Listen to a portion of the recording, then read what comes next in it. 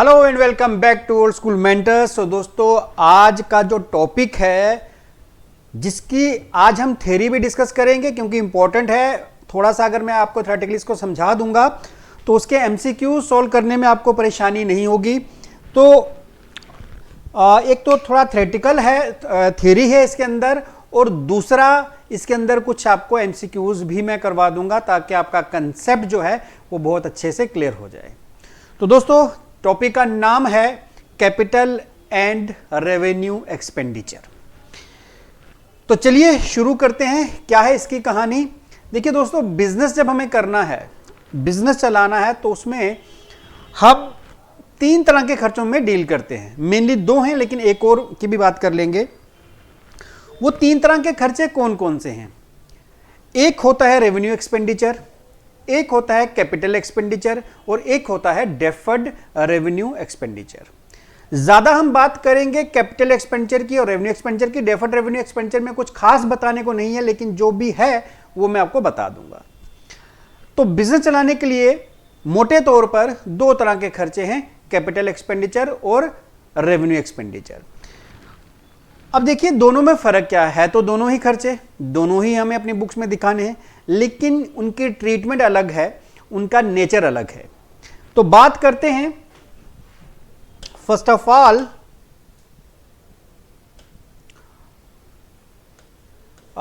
Capital expenditure की।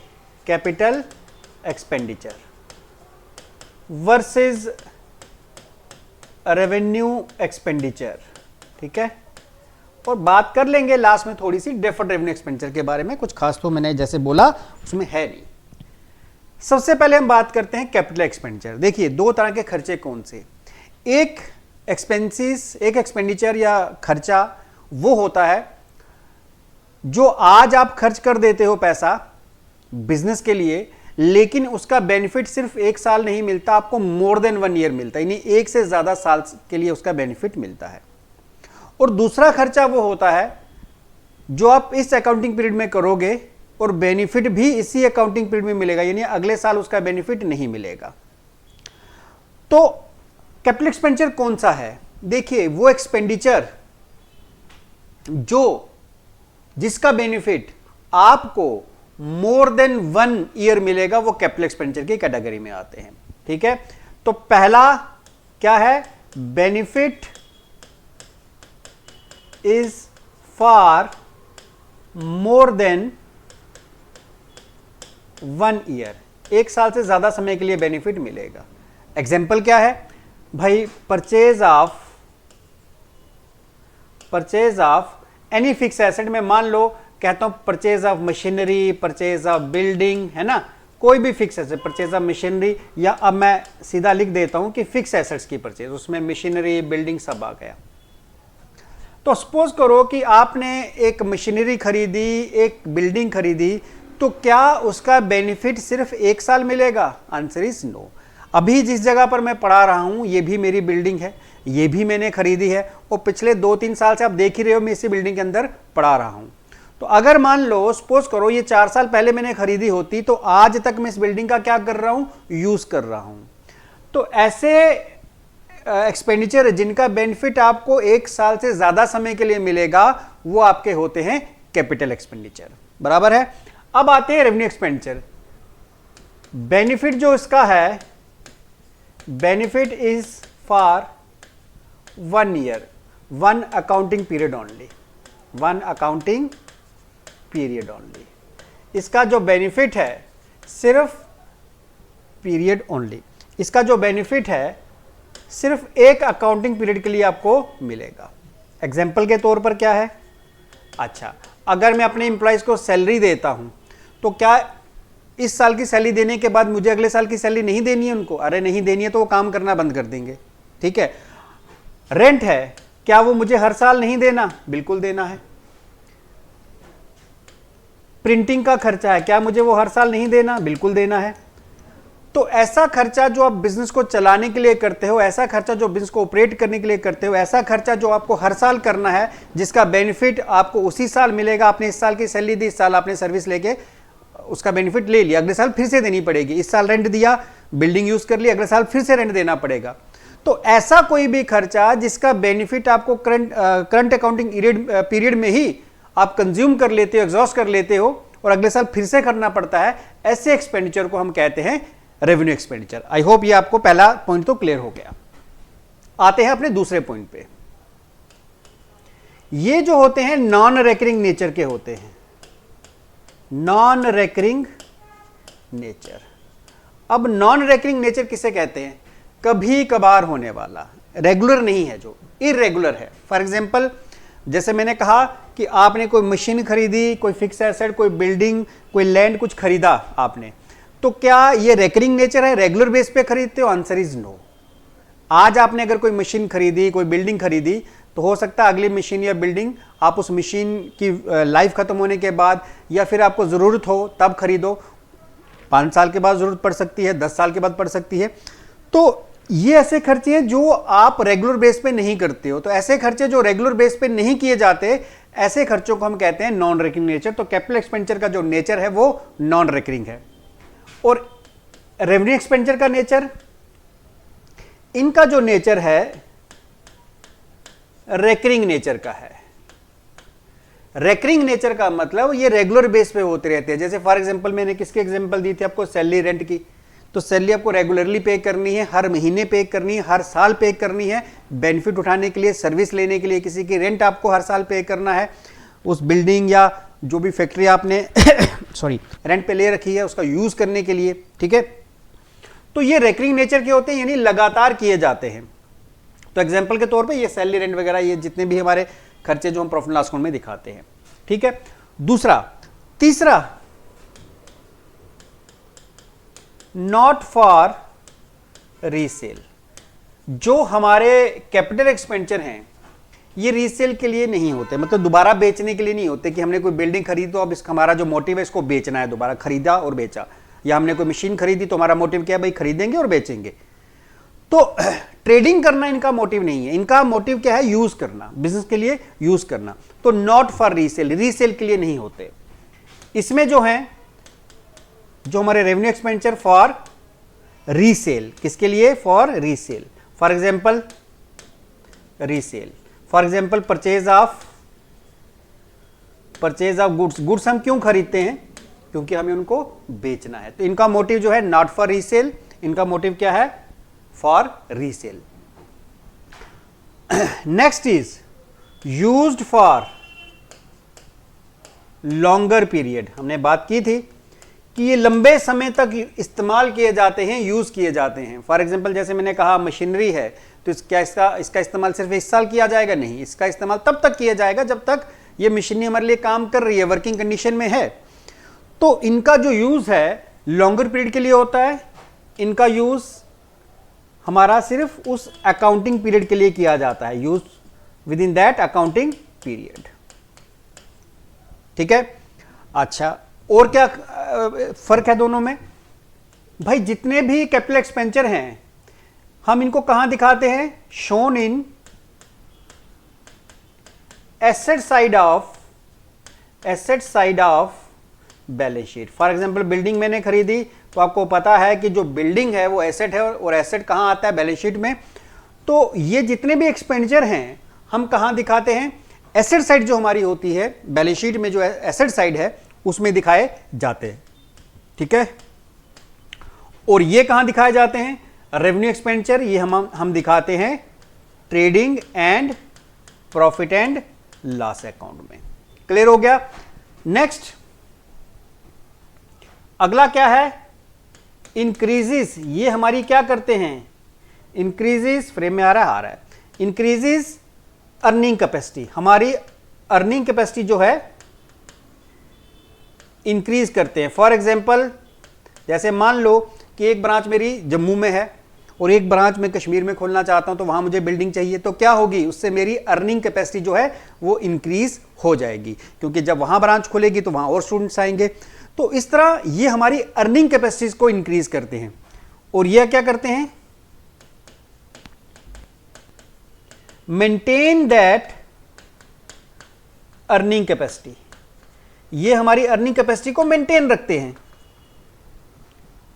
कि हमारी अर्निंग कैपेसिटी मेंटेन रही। ये इंक्रीज करेंगे और ये क्या करेंगे, मेंटेन कर रखेंगे। फॉर एग्जांपल हमने मशीनरी खरीदी, तो मशीनरी खरीदेगी तो इसका मतलब हमारे लिए और यूनिट बनाएगी, तो हमारी अर्निंग कैपेसिटी इंक्रीज हो जाएगी। और ये मेंटेन कैसे करेंगे, मशीनरी पे डेप्रिसिएशन हुई, मशीनरी पे रिपेयर हुई, तो ये हमारी मशीनरी की बार बार रिपेयर करेंगे तो रेवेन्यू एक्सपेंचर है, और रेवेन्यू एक्सपेंचर है साथ में मशीन की जो हमारी अर्निंग कैपेसिटी है उसको मेंटेन भी रखेंगे, क्योंकि जब बार बार रिपेयर होगी इसका मतलब हमारी मशीन कभी बंद नहीं होगी, काम कभी बंद नहीं होगा, तो हमारी अर्निंग जो कैपेसिटी है उसको ये मेंटेन रखते हैं। नेक्स्ट, जस्ट ए सेकेंड, चलिए एक और है, मैं ऊपर से थोड़ी स्पेस ले लेता हूं।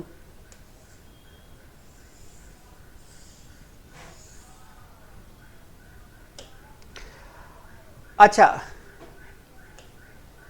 इट इंक्रीजेस आवर एसेट्स, ये हमारे एसेट्स को डिक्रीज करते हैं, capital expenditure. Revenue expenditure decreases our assets, ये एसेट्स को डिक्रीज करते हैं, decreases our assets. For example अगर आपने कोई मशीनरी खरीदी तो एसेट्स हमारे इंक्रीज हो गए, कैपिटल एक्सपेंडिचर है, लेकिन जब उस मशीन पे डेप्रिसिएशन लगाएंगे जो कि एक रेवेन्यू एक्सपेंडिचर है, तो डेप्रिसिएशन लगाने से हमारी मशीन की वैल्यू क्या हो जाएगी, डिक्रीज हो जाएगी। तो ये कुछ मेन डिफरेंसेस थे दोनों में जो मैंने बताए। अब एक रह गया हमारा डेफर्ड रेवेन्यू एक्सपेंडिचर, उसकी भी बात कर लें। चलिए यहीं पे बात कर लेते हैं। डेफर्ड रेवेन्यू एक्सपेंडिचर क्या है?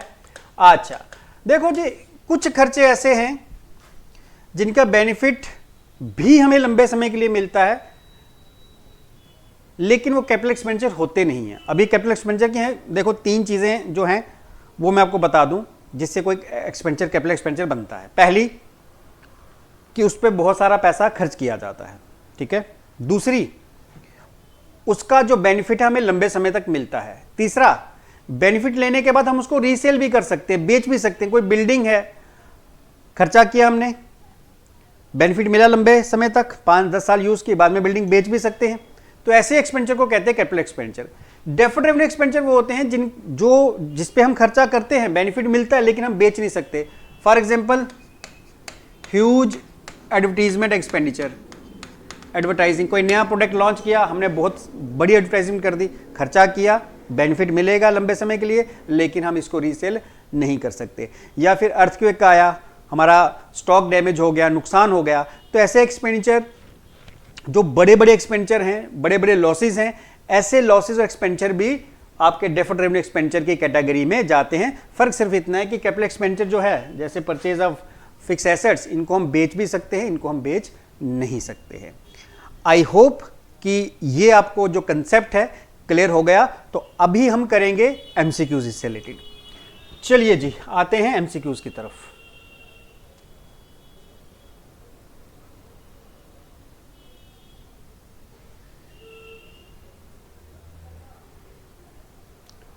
हाँ जी, चलिए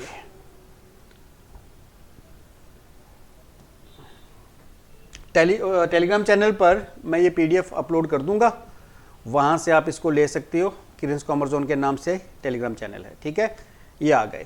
विच expenditure give benefit for more than 1 accounting period, कौन सा एक्सपेंडिचर है जिसका बेनिफिट हमें 1 साल से ज़्यादा समय के लिए मिलता है। तो आज अगर आपने सारा अच्छे से पढ़ा है तो मुझे लगता है इसका आपको जो आंसर है मिल जाएगा। कौन सा आंसर है इसका, आंसर पढ़ लेते हैं पहले। Capital expenditure, revenue expenditure, deferred revenue expenditure या नन ऑफ दिस।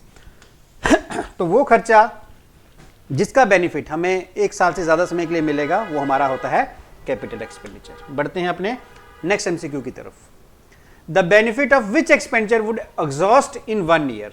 आज ही हमने बात की वो खर्चा जिसका, वो एक्सपेंडिचर जिसका बेनिफिट हमें सिर्फ 1 साल के अंदर मिलता है, उसको हम क्या बोलते हैं। आई होप आपको क्लियर है, रेवेन्यू एक्सपेंडिचर। चलिए आगे बढ़ते हैं।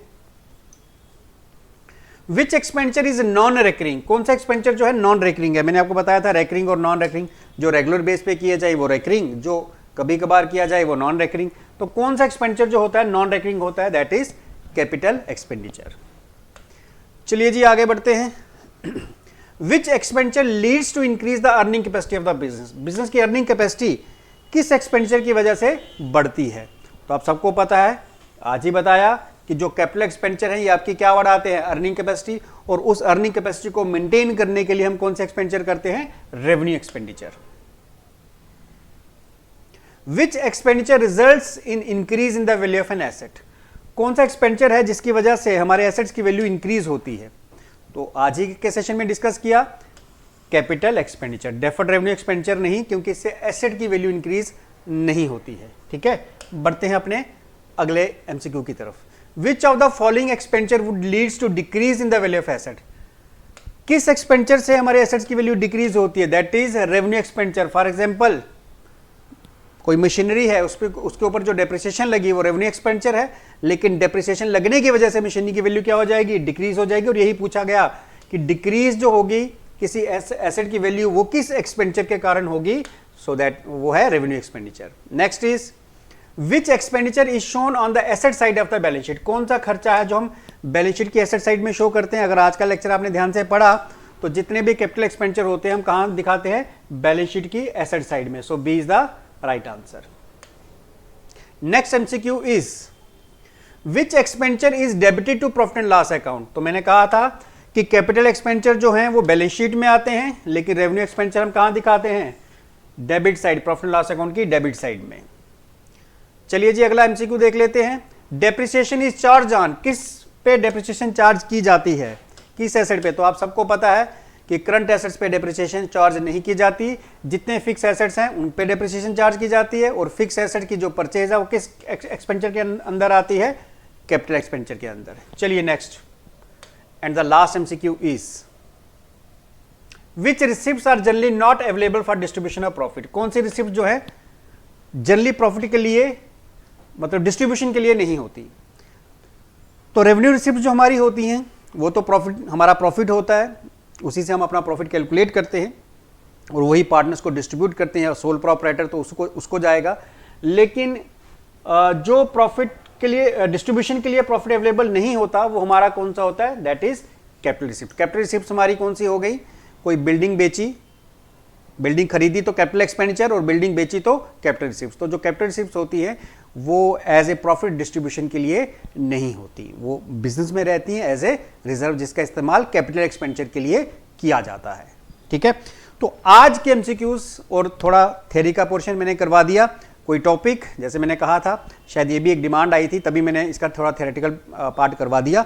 कोई टॉपिक जो आप करना चाहते हो वो भी मैं आपको करवा दूंगा, कमेंट सेक्शन में लिख जरूर देना। लेकिन मैंने कहा था कि पहले मैं एमसीक्यूज खत्म करूंगा, उसके बाद कुछ टॉपिक्स पे आऊंगा, जिसमें एक वैल्यूएशन ऑफ इन्वेंट्री भी एक टॉपिक है। तो आज के लिए इतना ही दोस्तों, नेक्स्ट सेशन में हम कुछ और एमसीक्यूज के साथ आपसे मुलाकात करेंगे, बात करेंगे, और एमसीक्यूज आपको नए एमसीक्यूज दिखाएंगे और सिखाएंगे भी। थैंक यू दोस्तों, थैंक यू वेरी मच।